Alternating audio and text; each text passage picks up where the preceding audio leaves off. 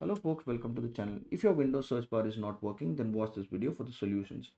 Now the first thing we need to do is we need to clear the device history. For that we'll right click on the start button, go to settings, click on privacy and security and click on search permissions. Now we will click on clear device search history. The next thing we need to do is restart Windows Explorer in the task manager. For that we will right click and look for the task manager. Expand the window so that we can see it better. And we look for the Windows Explorer button. Here right click,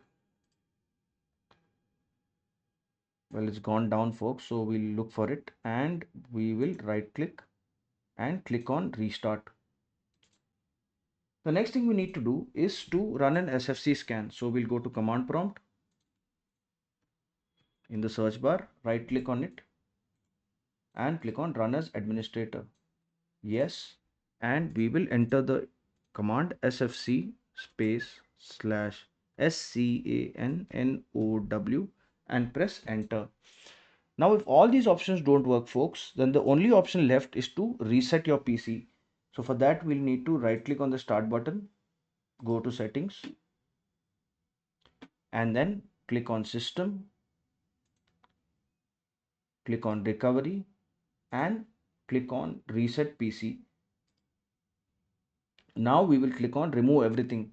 Folks, before you click on this option, make sure you back up all your personal data on the external hard drive, because this will clean slate wipe your PC. It will remove all the files on your PC. So remove everything and click on cloud download and next, and it should reset your PC and this issue should be resolved. If this video helped you, then please subscribe to the channel. Enjoy your day.